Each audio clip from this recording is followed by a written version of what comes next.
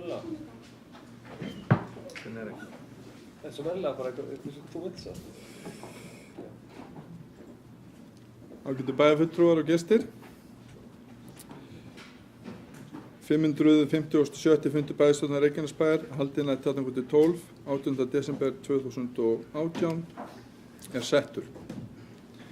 Mættir eru bæjarfulltrúarnir Friðjón Einarsson, Guðný Birna Guðmundsdóttir, Styrmir Gauti Fjellsteð, Díana Hilmarsdóttir, Guðbrandur Einarsson, Gunnar Felix Rúnarsson, Gunnar Þórarinsson, Margrét Ólöf Sanders, Baldur Guðmundsson og Andri Örn Víðursson. Forseti bæjarstjórnar Jóhann Friðrik Friðriksson og bæjarstjóri Kjartan Már Kjartansson.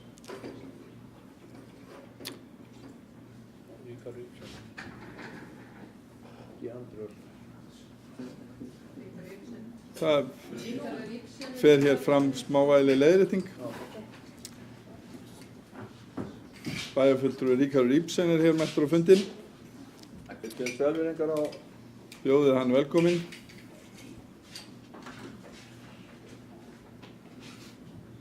Nú á dagskrá fundarins eru hvorki meira né minna en 9 mál. Það er fundargerð bæjarráðs frá 7. og 13. desember 2018. Fundargerð barnaverndarnefndar er lögð fram, hún er frá 3. desember 2018.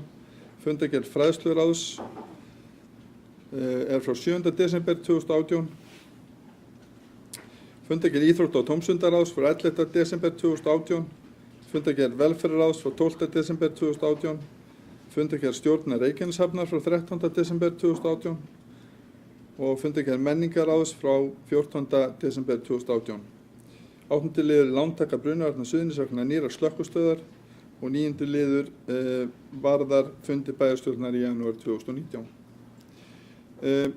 Gefið þá orðið laust fundargerðir bæjarráðs frá 7. og 13. desember 2018. Díana Hilmarsdóttir hefur hvað sér hljóðskjör, svo vel Díana.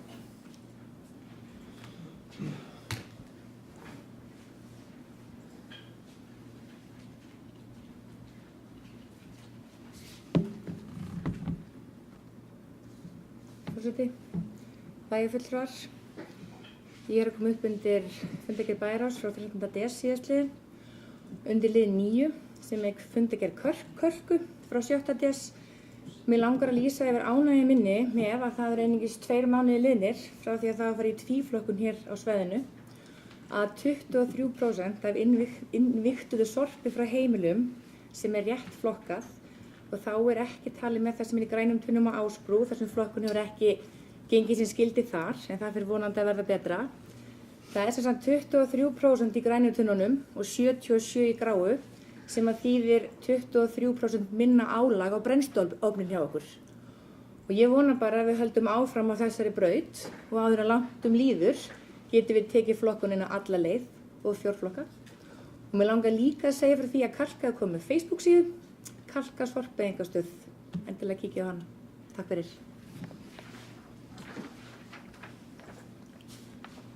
Friðjón Einarsson hefur hvað sér hljóðskjör, svo vel Friðjón.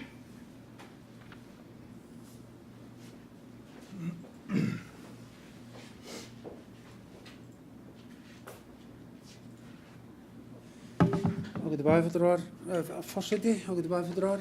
Mér langar að koma hérna undir liðnum samgöngur sem er frá fundi bæjarráðs 7. desember.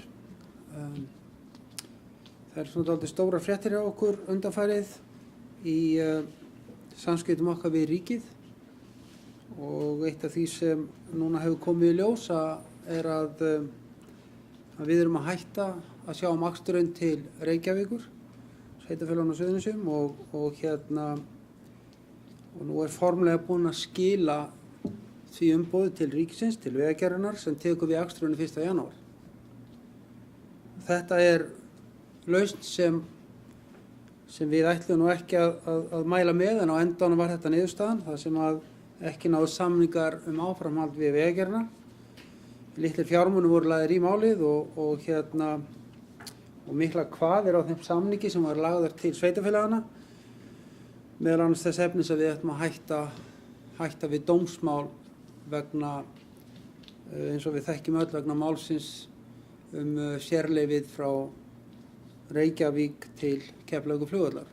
Á það gat enginn fallist og því skilum við þessari sérleið tilbaka. Reyndar var sagt upp í febrúar á þessu ári og það er búið að taka ríkið 10 mánuði að tala við okkur þrátt fyrir margar ábendingar annað og þegar til kom þá var bréfið sem sent var okkur uppfullt af hótunum og hlutum sem voru algjörlega óásættanlegar okkar mati. Þannig að þetta er mikil breyting, ríkið tekur þá við og Vegagerðin tekur við þessum legg. En þess má geta uppsamna tap sveitarfélaganna á þessum akstri eru 114 milljónir sem við munum sækja af hörku til ríkisins að fá endurgreidda. Það sem öllu alvarlegra er að á sama tíma og við hættum við þessa leið að þá höfum við sett í gang dómsmál við ríkið sem hljóðar upp á 3 milljarða tjón vegna þess að ríkið tók sérleyfið á okkur eftir að við vorum búin að fá sérleyfið og búin að gera samninga við til að aka leiðina. Þetta er risamál fyrir sveitarfélagið okkar og alla á Suðurnesjum og minna á það þegar að sérleyfið var veitt okkur á sínu tíma að þá var hugmyndin að því að bæta almenningssamgöngur á Suðurnesjum, sérstaklega með tillit til aksturs frá Grindavík upp á Reykjanesbraut, hringakstur við Garðs og Sandgerði og síðan aukning á akstri upp í flugstöð frá Reykjanesbæ. Þetta fer nú allt út gluggann hjá okkur og má ljóst vera að ekki höfum við fengið nægilega stuðning á þingi til að fá þetta í gegn. Og þetta er mál sem við erum búin að vera að vinna í núna í 6 ára með minnir þetta hafi byrjað og niðurstaðan er þessi með miklum ósigri fyrir sveitarfélögin og við endum í dómsmálum með báðar leiðirnar. Við höfum rætt þetta margsinnis við þingmenn, við ráðuneyti, við Vegagerðina og þetta er niðurstaðan. Við erum eina svæðið á Íslandi sem er svipt sérleyfi. Eina svæðið. Mér finnst þetta eiginlega algjör hörmung og í ofanálag þá hefur Vegagerðin gefið það út að þeir munu lækka þjónustustigið á þessari leið núna áætluleiðinni Reykjanesbær Reykjavík. Við skulum nú fylgjast vel með því hvað gerist eftir áramótin og það áttir að koma í ljós en höfum við ekki neina fréttir af því hvað ætla að gera.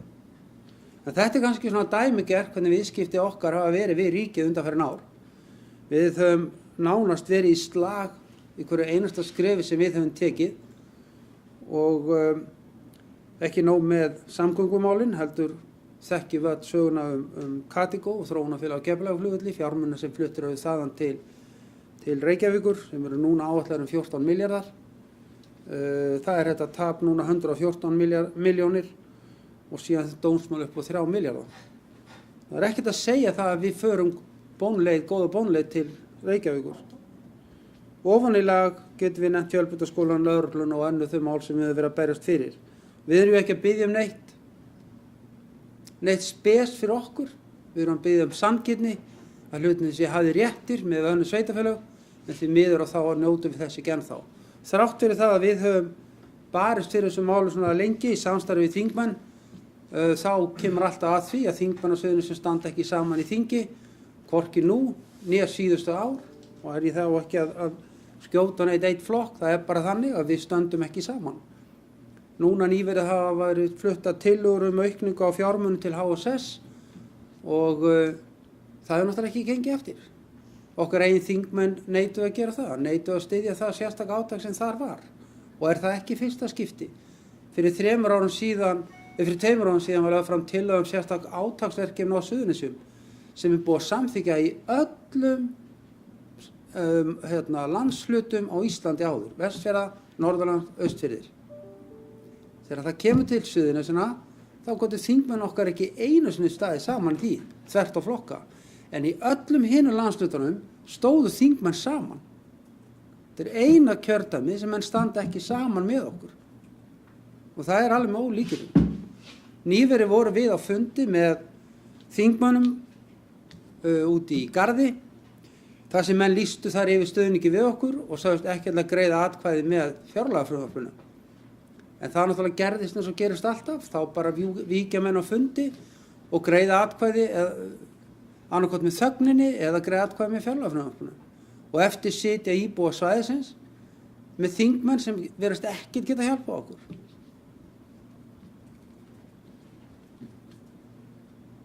Þetta er náttúrulega fyrir utan það að við erum búin að ræða við embættismenn, ráðuneytisstjóra og ráðherra.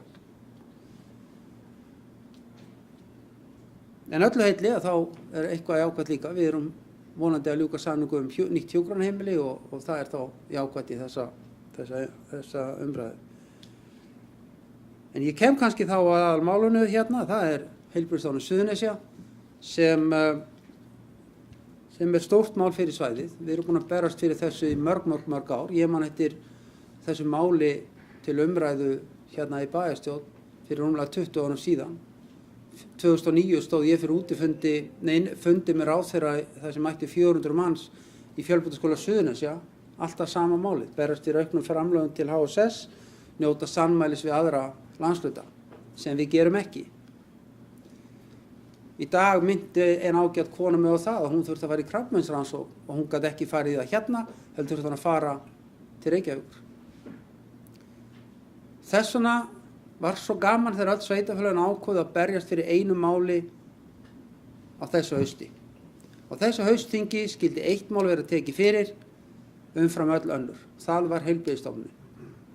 Öll sveitarfélögin, allir sveitarstjórnarmenn, þvert á alla flokka, samþykktu það að málið væri að við ætlum að vinna í HSS.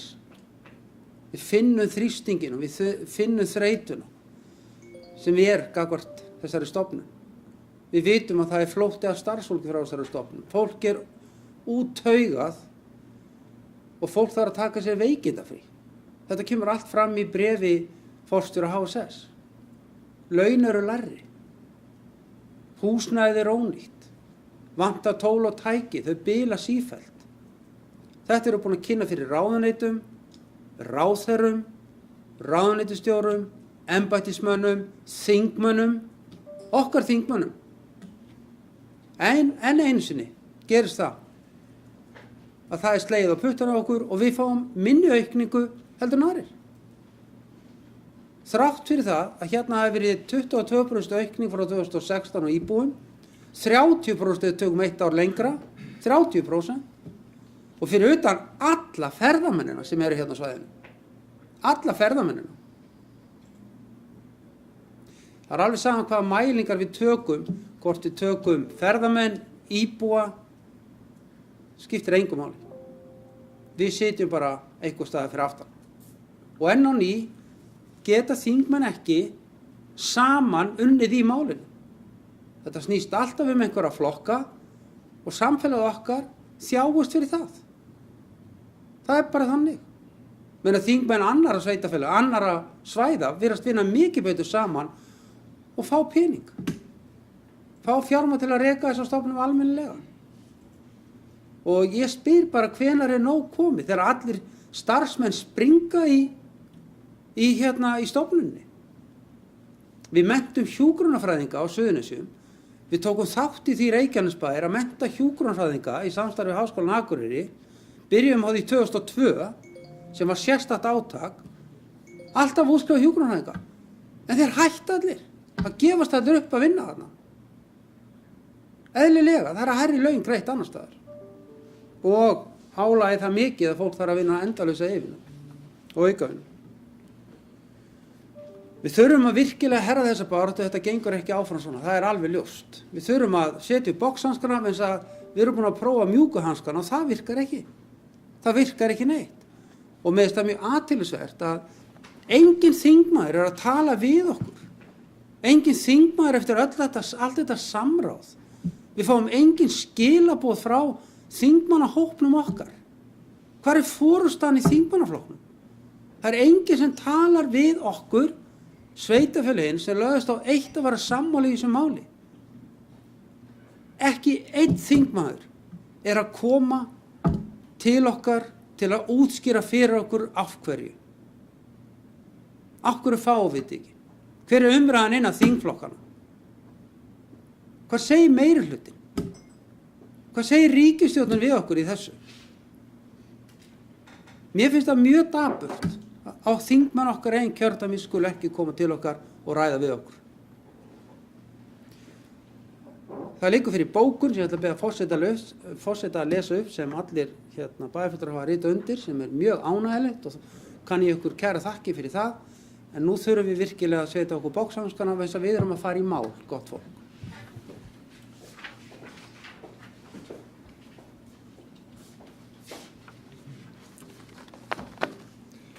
Les forseti upp bókun bæjarstjórnar Reykjanesbæjar vegna Heilbrigðisstofnunar Suðurnesja samþykkt á bæjarstjórnarfundi 18. desember 2018. Sú staða uppi á HSS að núverandi fjárveitingar duga ekki til rekstrar og nauðsynlegar endurnýjunar á tækjum og húsnæði stofnunarinnar. Til þess að jafnvægi verði náð þyrftu fjárveitingar til stofnunarinnar að aukast 281 milljón króna á árinu 2019, umfram það sem áætlað í fjárlagafrumvarpi 2019. Auk þess má gera ráð fyrir að eigið fé verði neikvætt 58 milljónir króna í árslok.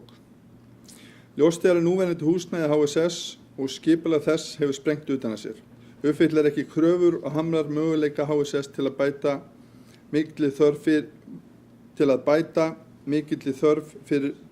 mikla þörf fyrir aukna þjónustu. Þjónustuþörf hefur aukist verulega á undanförnum árum í samræmi við fjölgun íbúa auk annarra veigamikilla þátta, svo sem fordæmalausar fjölgunar ferðamanna og stóraukinnar starfsemi á Keflavíkurflugvelli. Þessi fjölgun íbúa einstök fyrir heilbrigðisumdæmin á landinu og langt yfir öðrum svæðum. Samkvæmt frumvarpi til fjárlaga 2019 fær HSS 2.850 milljónir króna á árinu 2019. Áætluð raunhækkun fjárveitinga frá 2016 til fjárlaga frumvarpsins 2019 liðlega 7%. Til samanburðar þá fjölgar íbúum frá 2016 til 2018 22% og árinu 2019 stefnir í sambærilega fjölgun og verið hefur. Bæjarstjórn Reykjanesbæjar fordæmir skilningsleysi ráðamanna þjóðarinnar hvað varðar málefni HSS og gerir kröfu til að þetta verði leiðrétt. Þrátt fyrir mikla samstöðu sveitarstjórna á Suðurnesjum í málefnum HSS virðist það engu skipta þegar kemur að ákvörðunartöku. Bæjarstjórn Reykjanesbæjar vill því hvetja þingmenn kjördæmisins sem og þingheim allan til að styðja okkur í þessari baráttu. Samþykkt og undirskrifaði öllum bæjarfulltrúum í Bæjarstjórn Reykjanesbæjar.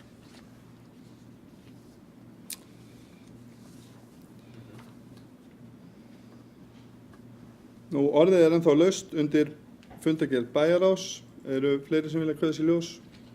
Guðbrandur Einarsson og sjónamunur á milli þín og Margrétar Sanders.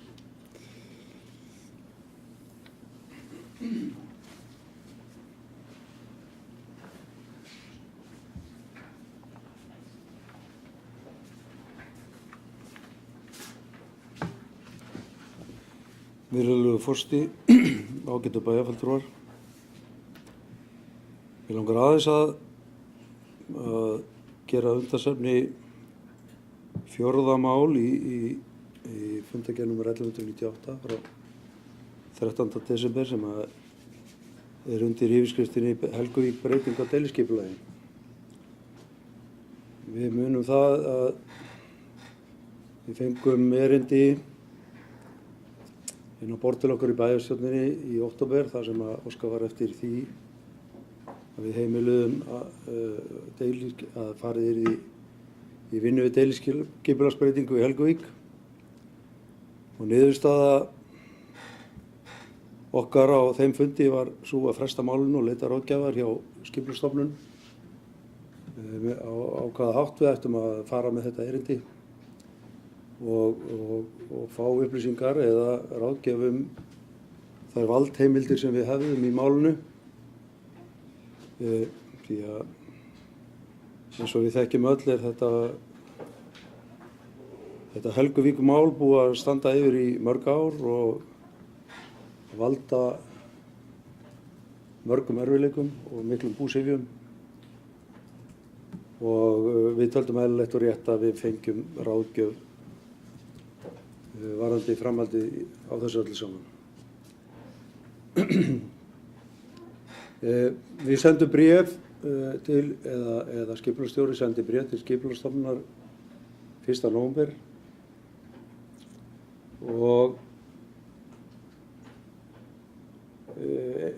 það gerist áður en að við fáum svar frá Skipulagsstofnun að landslög fyrir hönd Stakksbergs sem dótturfyrirtæki Arion banka óskar eftir því að fá aðgang að þeim spurningum sem að við sendum til Skipulagsstofnunar, spurningum sem að við höfum áður neitað Stakksbergum að fá. Þeir óska eftir því að fá aðgang að þeim og fá að bregðast við þessum spurningum. Og Skipulagsstofnun samþykkir erindi þeirra og afhendir spurningarnar okkar og móttekur svar eða athugasemdir landslaga við þessum spurningum sem að við höfum sent frá okkur áður en þeir svara okkur. Og ég verð nú að segja að mér þykja þetta sérstök vinnubrögð frá af hendi ríkisfyrirtækis. Við teljum okkur í góðri trú að leita ráðgjafar frá stofnuninni og einhverjum aðilum afhent þetta erindi okkar áður en að stofnunin bregst við. Og halda menn virkilega að þær athugasemdir sem að komið þarna inn hafi engin áhrif á niðurstöðu Skipulagsstofnunar. Allavega ekki ég. Ég reikna með því að því að viðbrögð landslaga við þessu voru nú frekar hastaleg. Og við erum núna að sjá það lesið í blöðum að við gætum verið bótaskyld og það gæti haft þau áhrif að okkur er gert að greiða himinháar fjárhæðir í bætur ef við leyfum okkur það að gera ekki eins og þetta fyrirtæki vill. Ég lít á þetta sem hótun. Að það sé verið að hræða okkur til þess að gera ekki það sem við erum kjörin til að gera. Og mér finnst þetta að vera alvarleg inngrip í þá stjórnsýslu sem að ríkir hér á landi, hræða kjörna fulltrúa frá því að taka þær ákvarðanir sem þeir telja eðlilegar og réttmætar. Þannig að þetta erindi var tekið til meðferðar í þessu bæjarráði undir 4. lið og óskaði eftir því að Skipulagsstofnun svari okkur. Og þarna er talað að við spyrjum að því hvort að þetta séu alvarleg vinnubrögð Skipulagsstofnunar. Við spyrjum einnig að því hvort að Skipulagsstofnun telji að með þessu sé verið að gæta hlutleysis. Og einnig að ákvaða lagagrundvelli að Skipulagsstofnun hafi tekið ákvörðun að afhenda Stakksberg þessar spurningar Reykjanesbæjar. Ég bíð spenntur eftir að fá að heyra og fá viðbrögð Skipulagsstofnunar við þessu erindi okkar. Ég veit ekki alveg hvernig þessar ríkisreglu stofnanir eiga að vinna, en mér finnst þetta að vera mjög sérkennileg vinnubrögð.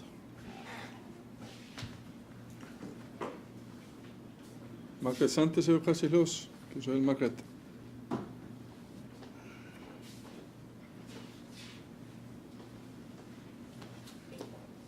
Forseti, bæjarstjórn, góðir gestir. Ég kem undir liðnum eða fylgi eftir bókuninni sem að Friðjón lagði fram en forseti las upp. Ég vil fagna því að við stöndum saman að þessari bókun og styðjum heilshugar öll við bakið á HSS í þeirra baráttu og ég er bjartsýn manneskja og reikna með að við náum árangri á þessari vegferð okkar. En ég vil kannski ekki alveg taka undir alla ræðuna hjá Friðjóni að því að hún var svona aðfari að bókuninni. Þannig að það er að sjálfsögðu hans ræða, margt í henni vil ég taka undir, en það eru atriðarna sem við erum ekki alveg sammála, þannig að ég vildi bara ítreka það, en leið fagna því að við séum saman í þessu. Varðandi samskipti við þingmenn, þá vil ég benda á það að forseti var þingmaður okkar að hluta til á þessum tíma meðan þessi málefni voru til umræðu.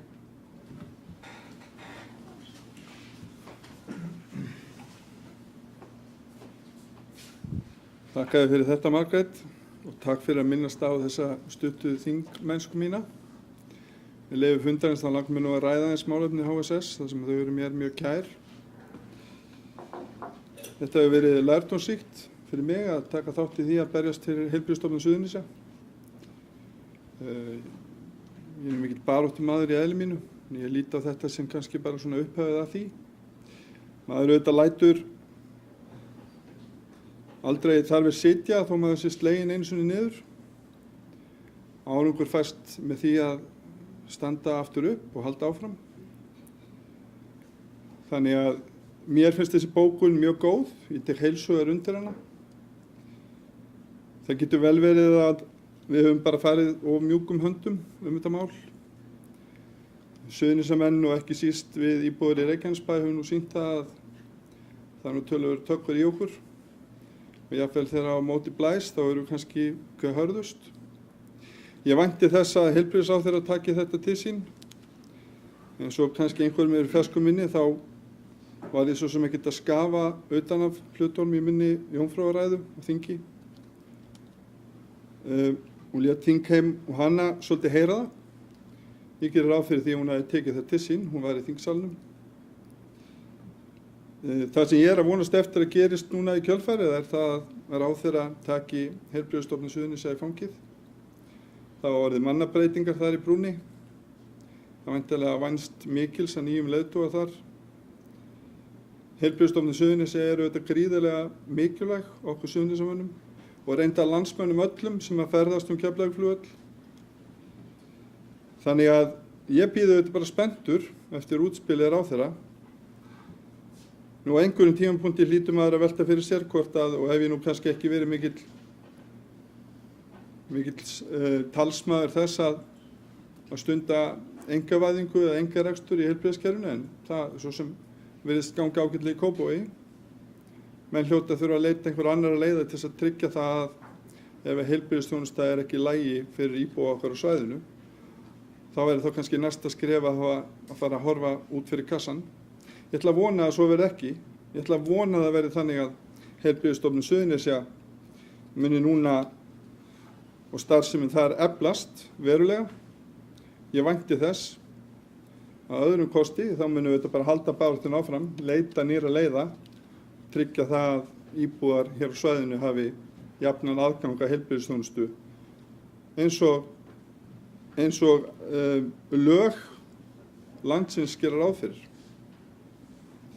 Nú að þessu sögðu þá eru þetta orðið ennþá laust. Friðjón Einarsson. Friðjón Einarsson, gerðu svo vel.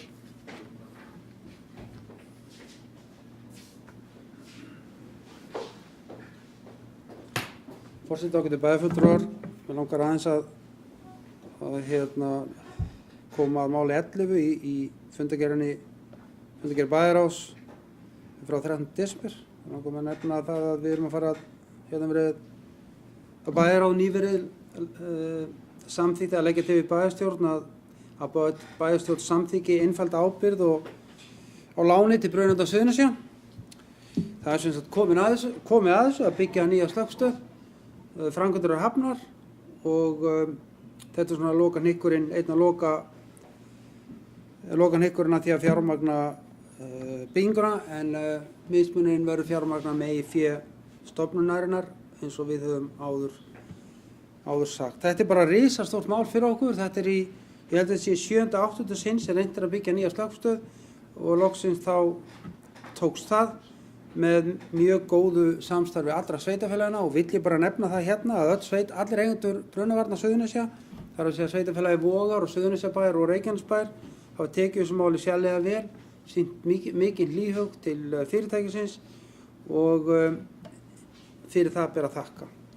Mér langar svona aðeins að því að bæjarfulltrúi Margrét Sanders var að ræða, hún var ekki sammála ræðu minni, ég skil það vel, en það þarf hún ekki að vera það, en ég skil stundum ekki alveg hvað við erum góð og þá er ég að tala sjálf á mig, að maður er ofta vonast eftir því að þingmennir okkar nái meiri samstöðu, hvaða mál sem það er, að þeir eru þingmenn þessa svæðis og mér finnst að það sé, eins og ég sagði hérna fyrir hálfum mánuðum síðan, að það sé dálítið þeim til skammar að ná ekki samstöðu fyrir okkar hjartansmál. En flokkshollustan svo rosalega mikil að einhvern veginn að þá þegar harkan kemur og harpakan slær, þá bara gengur það ekki, menn standa ekki saman fyrir svæðið. Við sjáum þetta í öllum samanburði við aðra landshluta og þó bæjarfulltrúi Margrét vilji fara vægari orðum þingmennina, þá tel ég að það séu mikið mistök á okkur að gera það. Við eigum að sýna ákefð, við eigum að standa saman öll sveitarfélögin og sama hvað flokkur ræðir. Þá eigum við að vera ákveðin að hörð við þá. Þeir eru fulltrúar okkar á þingi. Þeir eru fulltrúar okkar á þinginu og við verðum að gera kröfu til þess að þeir gæti að grunnþjónustu sveitarfélagsins. Mér langar bara að nefna svona lítið dæmi hérna að fyrir 4 árum síðan fékk fjölbrautaskóli 5 milljónir til að hanna og teikna byggingu fyrir nemendur sína. Ég meina hvort það var 5 eða 10 milljónir, hvað það var. Öll sveitarfélögin stóðu bak við því, öll samþykktu sveitarfélögin leggja fé til að klára þetta. Þeir eru ekki ennþá búin að fá peningin, ekki ennþá. Það er ennþá í stappi við embættismenn í ráðuneytinu. Við okkur standa ekki allir þingmennir okkur á fætur og segja hingað ekki lengra í því. Mér finnst það bara alls ekki ásættanlegt. Það er alltaf verið að segja það við sveitarfélagasöðunum sem að við stöndum ekki saman. Við erum búin að heyra það í þessu 8 ár sem ég verið hérna í bæjarstjórn. Á hverju ári heyri ég, þið standið ekki saman. Þið standið ekki saman. Þið eru alltaf einhvern veginn tvístur og þess vegna getum við ekki stutt ykkur almennilega með fjármuni. Við tókum þessu mjög alvarlega að standa saman, mjög alvarlega á öllum sviðum og hvað gerðist? Ekki króna. Hvað er þá næsta afsökun? Hugsið ykkur ekki einu sinni, og ég ætla að ítreka þetta aftur, þegar við fórum, það var farið fram á það á þingi, að við færum í átak. Ekki tala um neina peninga, stofna vinnuhóp, þingmanna til að vinna með okkur. Hvað gerðist? Þingmenn Suðurkjördæmis gátu ekki einu sinni staðið saman það. Það var ekki króna í peningum, þeir gátu ekki einu sinni staðið það. Og maður spyr bara á hverju. Hvers eigum við að gjalda í því að menn standi ekki saman? Við erum búin að standa hérna núna í mörg ári stríði vegna fjármála sveitarfélagsins. Mörg ár. Erfiðasti andstæðingur okkar, eðlilega, voru kröfuhafarnir. Ég skil það vel ef ég væri kröfuhafi að vera grimmur. Hver er stærsti kröfuhafinn? Ríkið. Nei, hvað segir? Ríkið. Við erum allstaðar í sama stríðinu við ríkið. Og þó við förum bónleiðina alla þessa leið, ár eftir ár, mánuð eftir mánuð, gerist ekki neitt. Ekki orð. Ég tala við nokkra þingmenn, minn og meirihluta, fyrir núna út af fjárlögunum. Já, við erum að koma sér í gegn, þetta er að komast í gegn. Ekki neitt. Mér finnst þetta bara ekkert orðið fyndið í raun og veru, hvernig þetta er komið fram gagnvart okkur. Bara alls ekki neitt. Farið upp í fjölbrautaskóla og skoðið það. Það er ekki stóla fyrir nemendurna. Það er ekki stólar á göngunum. Það er ekki pláss ef allir ætla að fá sér að borða í hádeginu. Allir fara út. Þetta er fullt á Kentucky og öllum veitingastöðunum í kring. Að þeir fá ekki peningana sem þeir var lofað og samþykkt á fjárlögum fyrir 4 árum. Svo verður maður undrandi þó maður verður reiður og fóllútald út í þingmuna. Ekki persónulega. Þeir eiga bara að tryggja þetta fyrir okkur. Við ræðum þegar íbúar hringja í okkur, ég veit að íbúar hringja ykkur öll hérna inni, þá hringja íbúar til ykkar og biðja ykkur að leiðir þetta ranglæti. Þið taki mál hérna upp í bæjarstjórn og ræði málin. Öll höfum við gert það. Benda á að vera ranglæti eitthvað staðar. Við viljum ekki að það viðgangist. Ég sé ekki þingmannhópinn samsettan þannig að þau fara upp og tali fyrir okkar hönd í þessu þegar frumvarpið var lagt fram. Skoðið bara útsendingun á þinginu. Hvar voru þingmennir okkar? Það voru 1 og 2 þingmenn sem gerði það. Stjórnarandstöðu þingmenn. En hvar voru allir hinir þegar við þurfum þá? Takk.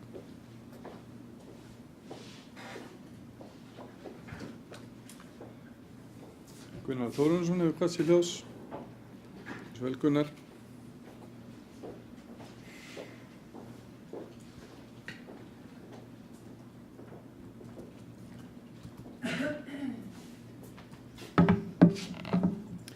Virðulegi forseti, ágætu bæjarfulltrúar og gestir. Ég langar hérna aðeins að ræða í fyrsta lagi hvatagreiðslur. Það gefur til í ljós að í lok 9. mánaðar ársins að þá var langt komið með að eyða öllum þeim peningum sem var í þetta og því þurfti að samþykkja auknar fjárhæðir inn í þetta verkefni. Þetta stafar auðvitað því að í fyrsta lagi að það hefur fjölgað íbúum hérna. En ég held að önnur ástæða sé svo að við höfum ráðið fjölmenningarfulltrúa sem hefur vakið máls á þessu við erlenda borgara svæðisins og hefur þar með kveikt áhuga þess fólks til að stunda íþróttir, augljóslega. En við þurfum að gera betur. Það kemur í ljós, það kom í ljós að síðasta fundi með því að VFSO kynnti fyrir okkur nýtingu á höllinni, Reykjaneshöllinni, að þar var meira pláss en fyrir aukna starfsemi heldur en við áttum von á. Og greinilegt að það er hægt að fjölga verulega. Nú það er greinilegt að það er áhugi fyrir þessu og kannski þörf á því að gera annars konar greiningu. Það er að segja greining á því hver er þörfin fyrir samgöngur frá þeim byggðum sem eru fjærst þessum svæðum. Ég held að það sé mjög þarft. Það eru annars vegar Ásbrú og hins vegar Innri-Njarðvík sem eru svona afskipt í þessum efnum. Börnin á því svæði hafa ekki sama tækifæri og börnin hérna í nágranni þessa svæði sem að íþróttirnar eru stundaðar og það gerir það verkum að þau get ekki stundað eins miklu mæli íþróttir og aðrir. Og þetta á auðvitað líka við tónstundir og annað sem að þau þurfa að sækja hérna á þetta svæði.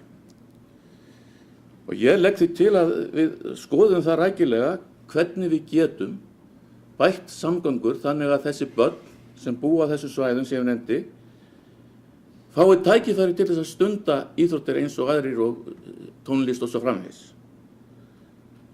Það er mjög brýnt að mínu mati. Nú, annars langar mig til þess að nefna hér að ég er ánægður með það að það mál sem að ég hef svona verið að hvetja til að við gerðum að hækka viðmið á afslátt á fasteignagjöldum fyrir eldri borgara. Það hefur verið bætt úr þó seint sé fyrir síðastliðið ár. Og vonandi verður það bara fljót afgreiðsla á því að taka þetta ár sem við nú er að líða og lækka fasteignagjöld þessara borgara sem eru með lægri tekjur heldur en gengur og gerist. Þó að fólk skrimti auðvitað að því að þá er auðvitað skatturinn það sem skiptir mestu máli. Það er í raun og veru hagstæðara fyrir okkur að hafa þetta fólk heima hjá sér heldur en að þurfa að skaffa þeim hjúkrunarheimili eða einhver aðstöðu til þess að búa. Miklu ódýrara.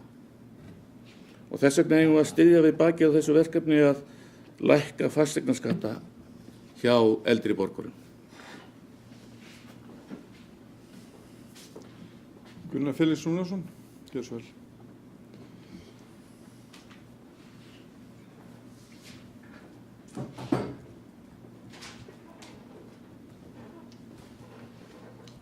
Virðulegi forseti og aðrir bæjarfulltrúar. Ég vil taka undir með bæjarfulltrúa Guðbrandi varðandi Helguvíkina og eins Friðjóni varðandi HSS. Takk fyrir þetta. En Miðflokkurinn í Reykjanesbæ hefur frá upphafi setu í bæjarstjórn lagt áherslu á að framfari íbúakosningum framtíð stóriðju í Helguvík. Flokkurinn fagnar því að formaður bæjarráðs hafa nú tekið af allan vafa í þessum efnum og lýsti yfir að íbúakosning muni fara fram. Miðflokkurinn fagnar einnig að hvatningu tæplega 3000 íbúa bæjarins til bæjaryfirvalda að efna til bindandi íbúakosninga stóriðju í Helguvík.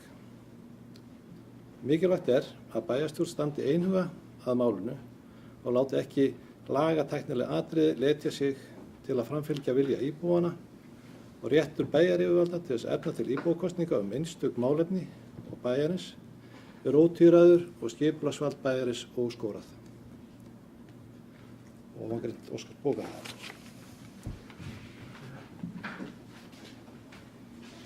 Baldur Guðmundsson hefur hvert sér hljóðs, gjörðu svo vel Baldur.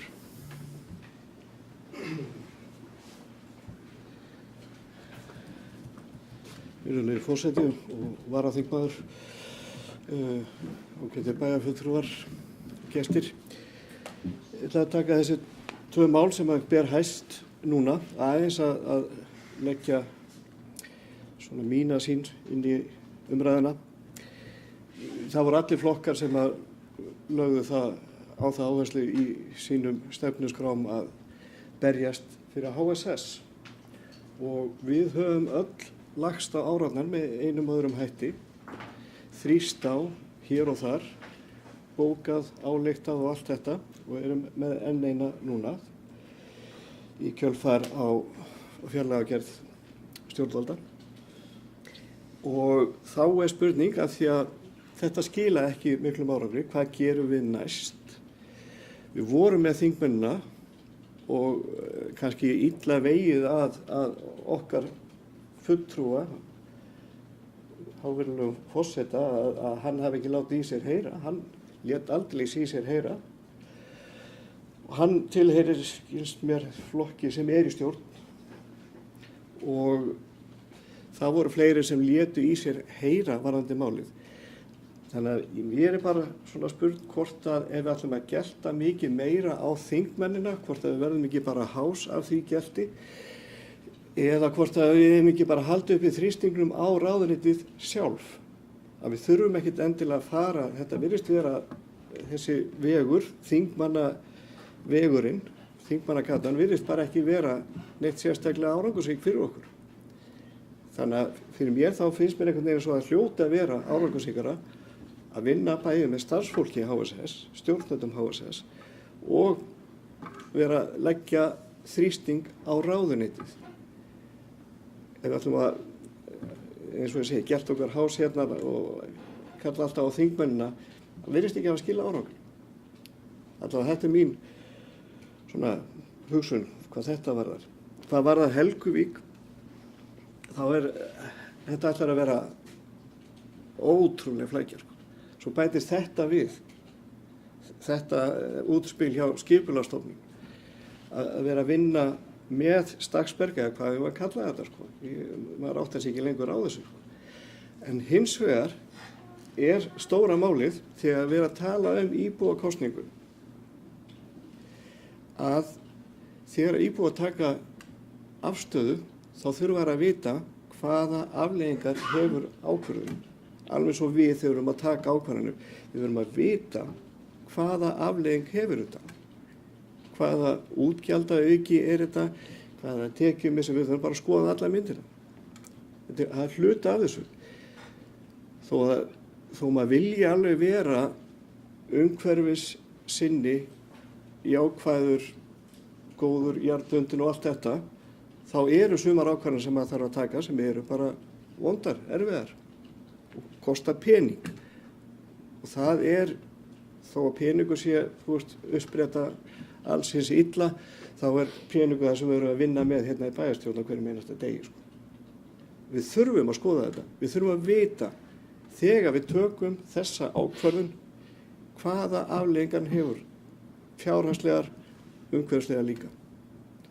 Það bara, því ekkert að sveipa sig einhverju helgislíkju og segja sko, ég vill bara ekki sjá þetta út af því að mér þykir svo vænt fólk, auðvitað þykir öllum vænt fólk.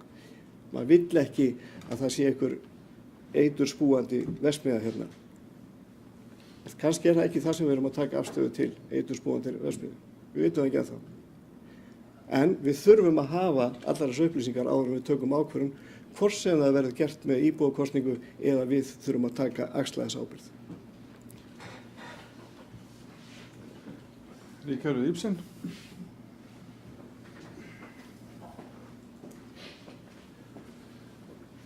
Forseti, bæjarfulltrúar, aðeins að þessari bókun varðandi HSS sem að ég að sjálfsögðu skrifaði undir ásamt öllum hér. Mér finnst, ég tek svolítið undir með Baldri, mér finnst sko, við erum eiginlega svona hálfgert olnboga barn. Þetta minnir alltaf bara á svona hendingur kvæði Einars Ben, Grettisbæli. Úttístur flæmdur skó og hjarn og segur svo eitt sem tapar. En það nú mótlæti sem mannviti skapar, þannig að ég held að við verðum einhvern veginn að fara svona að skoða þetta upp á nýtt. Hér náttúrulega mikill sparlúmur, verið að skjóta á alla þingmenn og öllum flokkum og þar fram til götunum. En meðan við sjáum að við erum ekki ná neinum árangri langt aftur í tíman, mörg ár, þá hljótum við að þurfa að skoða þetta alveg upp á nýtt og setjast yfir þetta almennilega. Vegna þess að við erum bara ekki ná árangri og þá þarf að setjast niður og skoða þetta með einhverjum nýjum hætti. Margrét Sanders sker hör.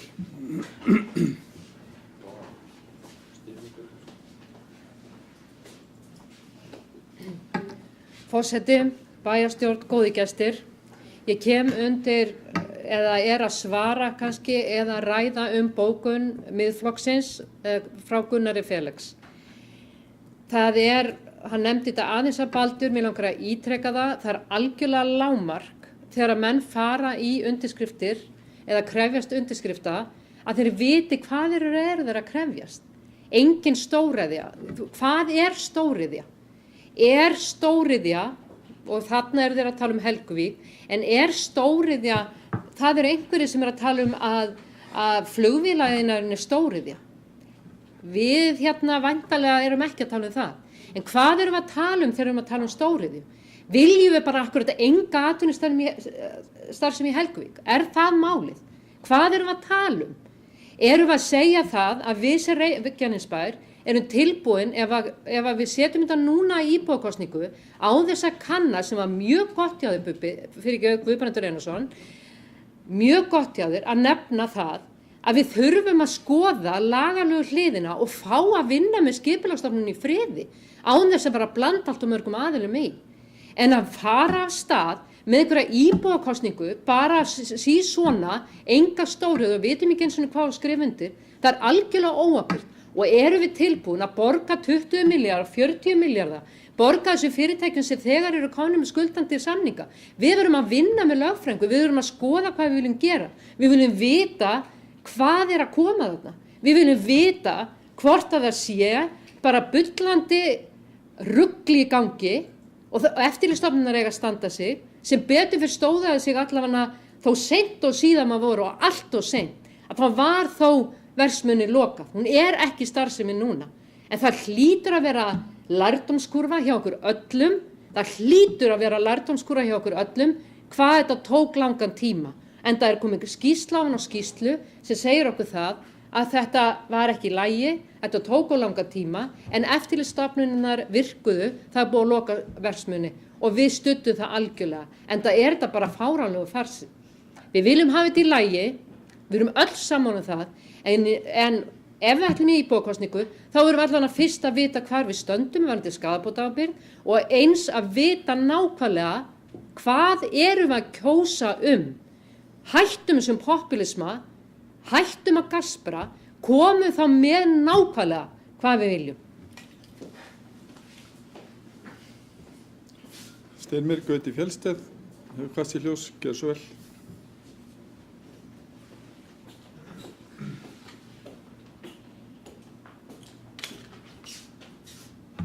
Virðulegur forseti og bæjarfulltrúar, ég ætla að koma inn til lið 5 frá bæjarstjórnarfundi þann 13. desember sem er greining VFSO aðstöðu til knattspyrnuiðkunar í bæ.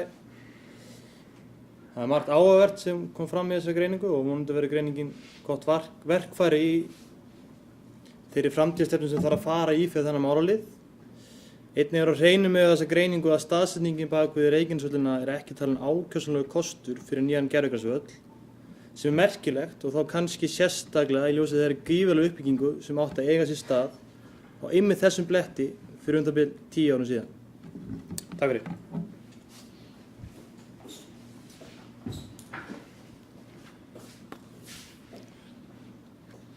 Og Guðbrandur Einarsson, hvert til hljóðs, gerð svo vel Guðbrandur.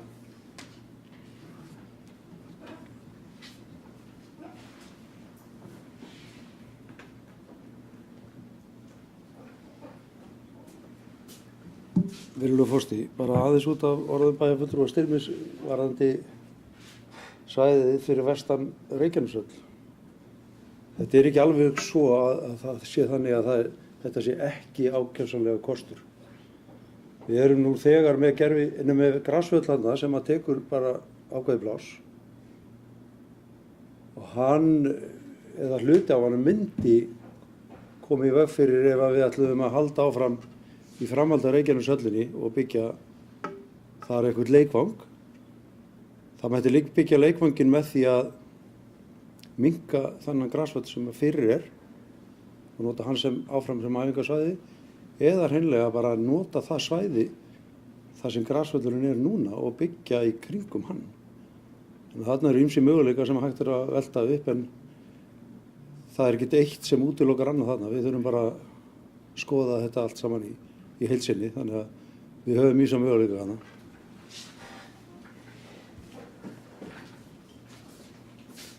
Baldur Guðmundsson hefur hvað til hljóðs, gerð svo vel Baldur. Virðulegur forseti og góðir bæjarfulltrúar, þetta er fín ábending hjá Styrmi og Guðbrandur kom inn á þetta líka. Það sem við leggjum alveg höfuðáherslu á er að þessi vinna sem er núna búið að kynna og á að kynna fyrir félagunum að þetta fari alveg niður í báðar deildirnar. Það séu allir með í þeirri vinnu. Það sé ekki bara formenn íþróttafélagana,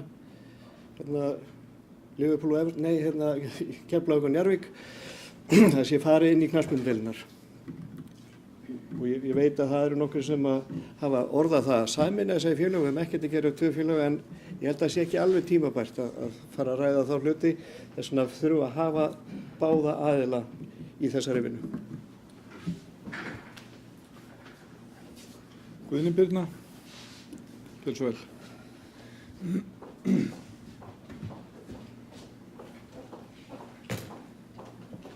Kæri forseti, ágætu bæjarfulltrúar. Mér langaði bara að koma upp hérna og þakka ykkur fyrir bæjarfulltrúa. Það er frábær samstaða í okkar hópi sem ég er mjög þakklát og stolt af gagnvart heilbrigðisstofnunum okkar. Og þetta er mál sem við erum búin að ræða ítarlega og ég veit að við erum tilbúin að skoða alla lausnir en ef þú ert ekki með pening til að reka húsnæði þá getur það ekki. Þannig að á endanum snýst þetta allt fjármagn. Maður hefur oft heyrt að við þurfum að bæta ímynd stofnunarinnar, við þurfum að vinna í ímyndamálum og hætta að tala hana niður. Það hjálpar ekki ef þú ert ekki með pening til að reka hana. Þótt að ímyndina með vissulega laga. Gott dæmi er skrifstofan okkar á bráðamóttökunni. Þetta var gömul læknaskrifstofa fyrir 1 mann, við erum 5 að inni. Aðstæðurnar þarna eru hrikalegar og það verður að koma forstjóri þarna sem er heimamaður sem ætlar að fara að lyfta þessari stofnun upp og við verðum að styðja það. Mér er í rauninni eiginlega alveg sama með hvaða ráðum við gerum en við verðum að gera það saman. Þegar kemur að þingmennunum þá langar mér bara aðeins að minnast á það að þingmenn eru kosnir á þing af sínum heimamönnum og auðvitað ertu þingmaður alls Íslands og átt að sinna þínu landi en atkvæðin koma frá sveitarfélaginu þínu. Þannig að þingmenn séu ekki að sinna okkur nógu vel, þá erum við bara að endurskoða hverju erum að kjósa þing. Það er bara svoleiðis.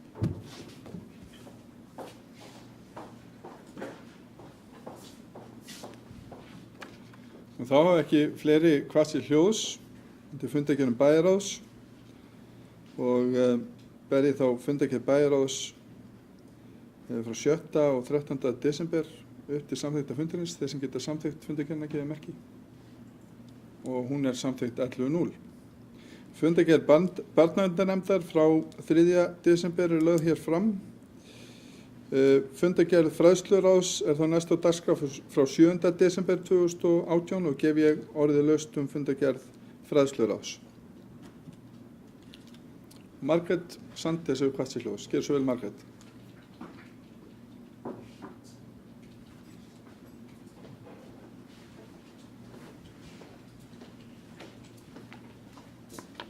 Forseti, bæjarstjórn, góðir gestir. Ég kem undir liðnum, eða 3. lið í fundargerð fræðsluráðs frá 7. desember síðastliðnum, þar sem rætt samræmd könnunarpróf í grunnskólum Reykjanesbæjar. Ég ætla ekki að ræða neitt einhverja niðurstöðu, en það finnst mér það ekki málið. Það sem mig langar til að leggja áherslu á að við setjum okkur mjög skýra stefnu hvar erum við að staðsetja okkur. Því að þegar við erum að tala eins og umræðan var í fræðsluráði, að við séum að stefna því að vera ykkur meðaltali, þá finnst mér það ekki nægilega metnaðarfullt fyrir gjöði. Við eigum að stefna að standa okkur með afbrigðum vel. Við erum með fjölmenningarsamfélag og það getur bara hjálpa okkur. Og við sáum það á sínum tíma hvað Myllubakkaskóli sem var hvað með mestu fjölmenninguna, þeir voru meira að standa sig vel í íslensku. Og við erum með frábærar áætlanir varðandi það að aðstoða börn á leikskólaaldri og byggja upp ákveðin málþroska, undirbúningu til lestur og fleira. Og ég tel að þarna þurfa að vera algjörlega skýr því að þetta skiptir máli. Nú ég bara að tala eina mæleiningu sem eru samræmd próf. Oft heyrir maður hjá skólafólki að þau eru ekki mælikvarði. Að þetta sé allt of einsleitu mælikvarði. Ég vil segja að þetta einn mælikvarði og sammála því, en mér finnst þetta mikilvægur mælikvarði. Mér finnst líka skipta máli að börnunum okkar líði vel, en allt of sjaldan ræðum við að starfsfólkinu okkar þarf að líða vel. Hvernig hlúð að starfsfólkinu okkar? Hvernig aðstoðin innan skólana? Og þá kem ég að því, þegar við erum að skoða eins og prófin, eins og samræmdu prófin, þá finnst mér mjög mikilvægt að það sé greint, að niðurstaðan sé greint. Það til dæmis þannig í sumum sveitafélögum ekkert verið að senda öll börn í samræmd próf. Erum við að senda öll börn í samræmdu prófin? Erum við að senda innflytjendur í samræmdu prófin? Hvernig eru þau að koma út, eins og starffræði á ekki að vera eins mikil hindrun fyrir þau? Hvernig eru þau að koma út til dæmis? Eru þau að skekkja myndina?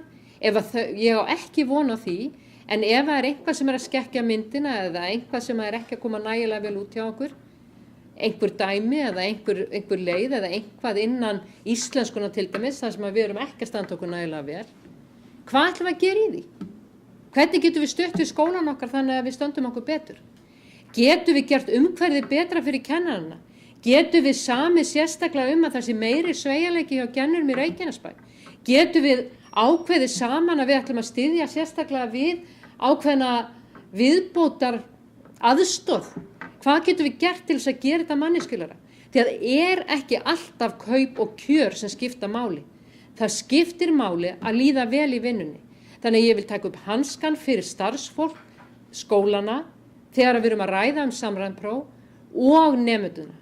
Að starfsfólkinu líði vel og að nemendunum líði vel, að þá náum við árangri.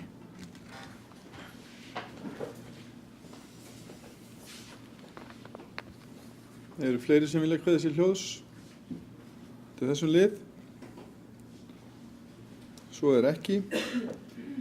Ber ég þá fundargerð fræðsluráðs frá 7. desember upp til samþykkta fundarins. Þeir sem geta samþykkt fundargerðina gefa merki. Hún samþykkt 11:0. Næst tökum við á dagskrá 4. mál sem fundargerð íþrótta- og tómstundaráðs frá 11. desember og gefur forseti orðið laust þeim leið. Díana Hilmarsdóttir, gjörðu svo vel.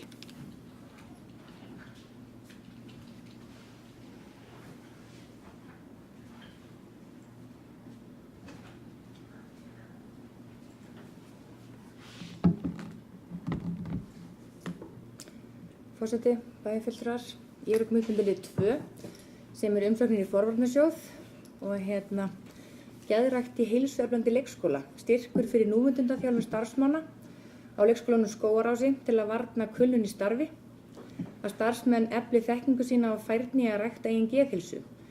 Ég er mjög ánægð með þá þróun og þá meðvitund sem er í dag mikilvægi þess að hlúa vel að starfsfólki sínu sem skilar sér bæði til einstaklingsins og út í vinnuumhverfið. Svo voru líka samþykktir styrkir fyrir forvarnafyrirlestur í Njarðvíkurskóla skaðsemi fíkniefna fyrir nemendur í 8. til 10. bekk og foreldra þeirra, sem og fyrirlestur í Pálmans Ragnarssonar sem unglinga og meistaraflokksráð körfuknattleiksdeildar Njarðvíkur sóttum til að ýta undir vellíðan barna og unglinga og sporna við brottfall úr íþróttinni. Ég er sjálf sitt í fyrirlestri á Pálmari sem var alveg frábær. Takk fyrir.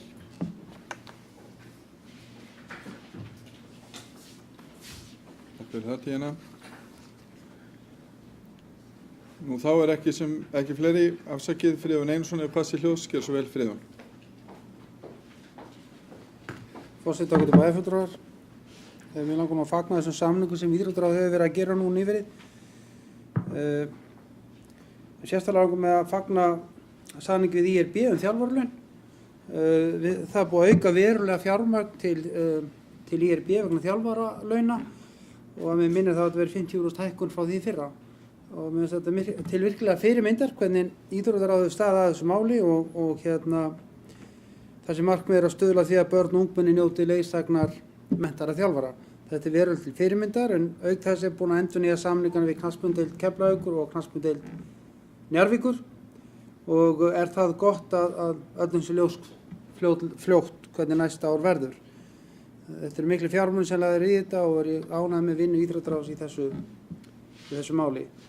Mér langar aðeins beiðni um ekstra styrk fyrir júdódeildina var hafnað og það er náttúrulega ekki hægt að koma til móts við alla en mér langar aðeins að taka undir áminningu íþróttaráðs þess efnis að enn á ný kemur í erindi frá þessari deild sem og stundum hefur gert frá öðrum líka að deildin sendir inn erindi án þess að fara til aðalstjórnar fyrst. Og það er bara mjög mikilvægt að allar deildir í þessum stóru félögum, Njarðvík og Keflavík, að þau fari rétta leið í þessu þannig að aðalstjórn félagana sé meðvituð hvað er verið að gera og að formaður félagsins skrifi undir að þetta sé ekki að koma frá einstaka formunum deilda eða varaformana. Það er mjög mikilvægt að það rétt sé gert í þessu verkefni og er ég ánægð með þann framgang sem þessar breytingar hafa haft í för með sér hjá íþróttaráði að kalla eftir áliti formanna að deilda og formanni aðalstjórna. Það gerir þá ábyrga í rekstri íþróttafélagana og færi þá líka nær deildunum. Þannig að þetta sé markvissara gert hjá félögunum. Þannig að ég hvet alla til að taka, öll félög, alla deildir til þess að vinna betur með aðalstjórnum þannig að það sé ljós hvað sé verið að gera og líka það að stefna félagsins er ljós sem er ekki alltaf. Takk.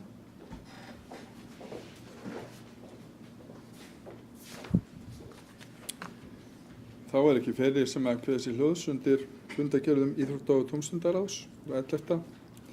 desember og ber ég hana því undir samþykkt fundarins þeir sem geta samþykkt fundargerðina með þessari skeiðu merki. Hún er samþykkt 11.0. Næst á dagskránni er 7. liður fundargerð stjórnar Reykjaneshafnar. Afsakið.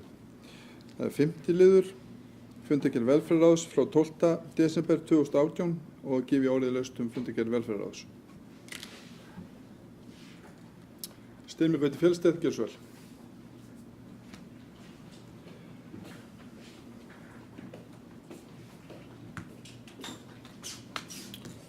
Kæri forseti og bæjarfulltrúar, ég kem hingað undir lið 6 sem er fundargerð samtakahópsins og þar er það liðið 7 í þeirri fundargerð sem Rafíþróttasamband Íslands. Ég ætla bara að lýsa yfir ánægju minni með þessa tillögu hennar Önnu Sigríðar og hlakka ég mikið til að fylgjast með framvindu þessa máls í höndum hennar Gunnhildar. Takk fyrir. Eru fleiri sem vilja kveðja sig hljóðs varðandi fundargerð velferðarráðs? Svo er ekki. Bæjarstjóri, ekki svo vel.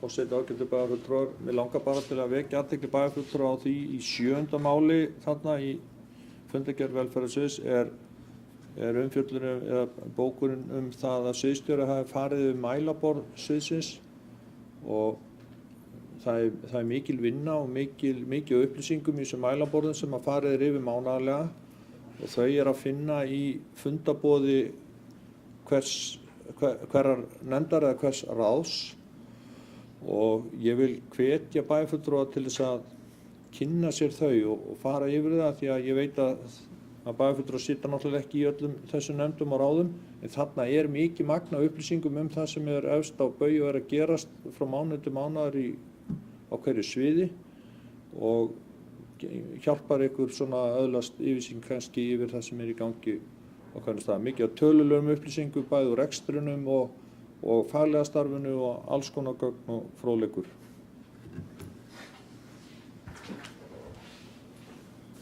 Takk fyrir það bæjarstjóri. Og þá er ekki fleiri sem hafa kvatt sér hljóðs til fundargerð velferðarráðs og ber ég hana því undir fundin til samþykktar. Þeir sem geta samþykkt fundargerðina vinsamlega skeiði merki. Hún er samþykkt 11.0. Þá er það fundargerð stjórnar Reykjaneshafnar frá 13. desember og gefi orðið laust fundargerð stjórnar Reykjaneshafnar. Það er enginn sem kveður sér hljóðs til fundargerð Reykjaneshafnar og ber ég hana þá undir fundin til samþykktar. Þeir sem geta samþykkt fundargerðina vinsamlega skeiði merki. Hún er samþykkt 11.0. Næst er það 7. liður fundargerð menningarráðs frá 14. desember 2018 og gefi orðið laust fundargerð menningarráðs.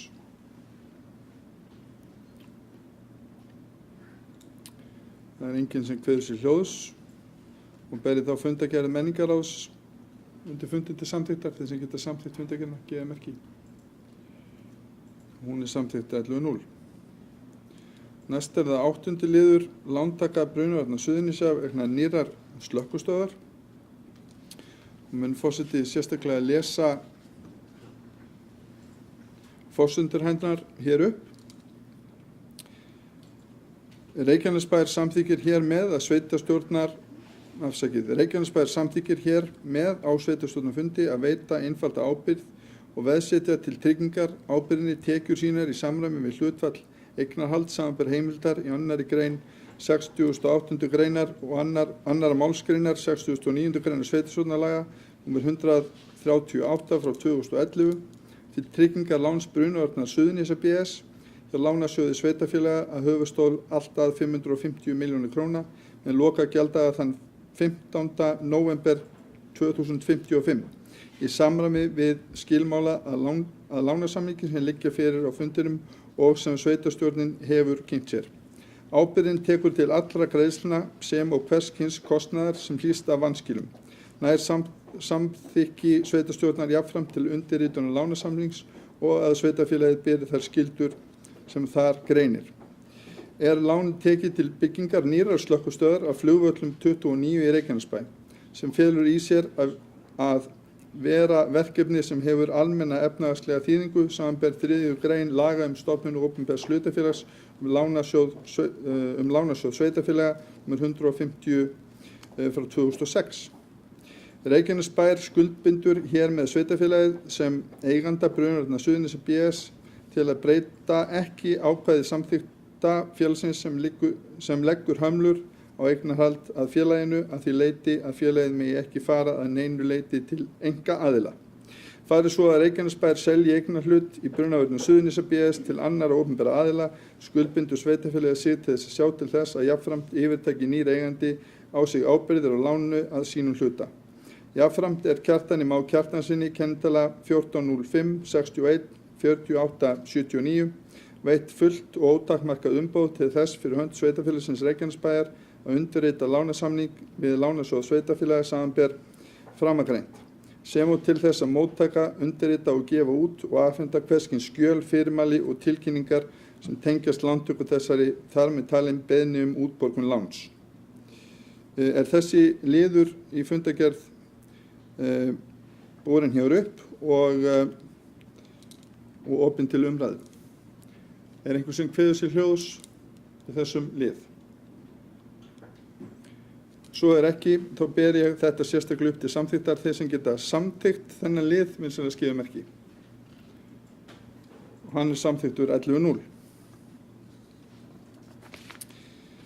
Nú næst á dagskrá eru fundir bæjarstjórnar í janúar 2019. Forseti kemur hér með tillögu að breyttum fundardögum bæjarstjórnar í janúar 2019 sem lögð fram á 557. fundi bæjarstjórnar. Að venju gert ráð fyrir að bæjarstjórnarfundir Reykjanesbæjar fari fram 1. og 3. þriðjudag í hverju mánuði, eins og segir í 7. málsgrein bæjarmálasamþykktar. Nú ber svo við að 1. janúar nýársdagur ber upp á þriðjudag og leggur forseti bæjarstjórnar því til að bæjarstjórnarfundir í janúar verði haldnir 8. janúar og svo 22. janúar. Ég ætla að leyfa mér að bera þessa tillögu upp við fundinn til sem geta samþykkt þessa breytingar tillögu og fundarhögun í janúar vinsamlegast gefið merki 2019. Hún er hér með samþykkt. Nú þá er ekki fleira á dagskrá okkar ágæta bæjarstjórnarfundar. Geri ég nú hlé á fundi til þess að ganga frá fundargerð.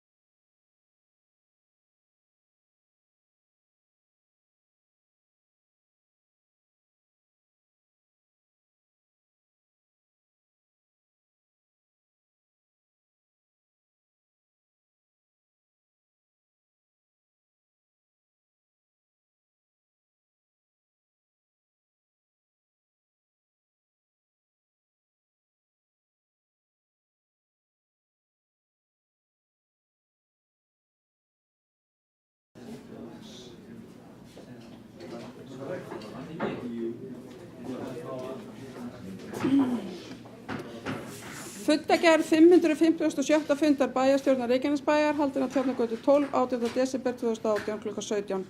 Viðstaddir eru Baldur Þ. Guðmundsson, Díana Hilmarsdóttir, Friðjón Einarsson, Guðbrandur Einarsson, Guðni Birna Guðmundsdóttir, Gunnar Felix Rúnarsson, Gunnar Þórarinsson, Jóhann Friðrik Friðriksson, Margrét Ólöfa Sandes, Ríkharður Ibsensson, Styrmi Gauti Fjellsteð, Kjartan Már Kjartansson bæjarstjóri.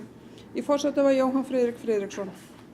Fyrsta mál, fundargerðir bæjarráðs 7. og 13. desember 2018. Forseti gaf orðið laust fundargerðirnar. Til máls tóku Díana Hilmarsdóttir, Friðjón Einarsson, Guðbrandur Einarsson, Margrét Ólöfa Sandes, Jóhann Friðriksson, Gunnar Þórarinsson, Baldur Þ. Guðmundsson, Ríkharður Ibsensson, Styrmi Gauti Fjellsteð og Guðni Birna Guðmundsdóttir. Forseti bæjarstjórnar las upp eftirfarandi bókun. Ég óska leyfi hjá forseta að sleppa að lesa þar sem mér barst bókunin rafrænt. Til máls tók Gunnar Felix Rúnarsson og lagði fram eftirfarandi bókun Miðflokksins. Miðflokkurinn í Reykjanesbæ hefur frá upphafi setu í bæjarstjórn lagt áherslu á að fram fari íbúakosningu framtíð stórið í Helguvík. Flokkurinn fagnar því að formaður bæjarráðs hafi nú tekið af allan vafa í þessum efnum og lýst því yfir að íbúakosning muni fara fram. Miðflokkurinn fagnar einnig hvatningu tæplega 3000 íbúa bæjarins til bæjaryfirvalda að efna til bindandi íbúakosningu stórið í Helguvík. Mikilvægt er að bæjarstjórn standi einhuga málinu og láti ekki lagatæknileg atriði letja sig til að framfylgja vilja íbúana. Réttur bæjaryfirvalda til að efna til íbúakosningar einstök málefni bæjarins er ótvíræður og skipulagsyfirvald bæjarins óskorað. Fundargerðirnar voru samþykktar 11:0. Annað mál, fundargerð barnaverndarnefndar 3. desember 2018. Fundargerðin lögð fram. Þriðja mál, fundargerð fræðsluráðs 7. desember 2018. Forseti gaf orðið laust fundargerðina. Til máls tók Margrét Ólöfa Sandes.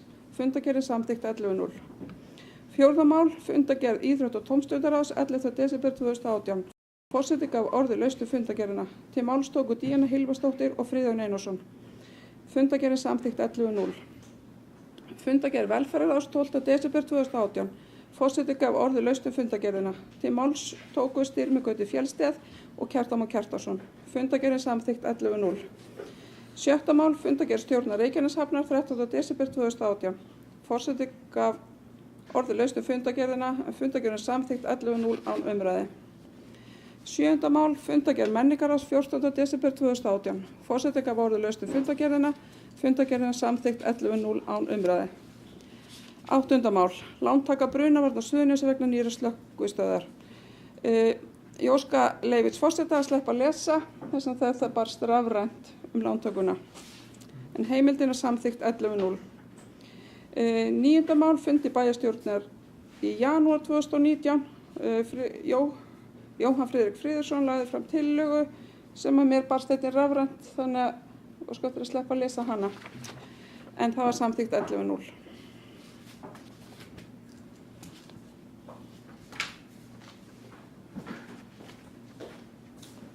Orðið laust fundargerðina.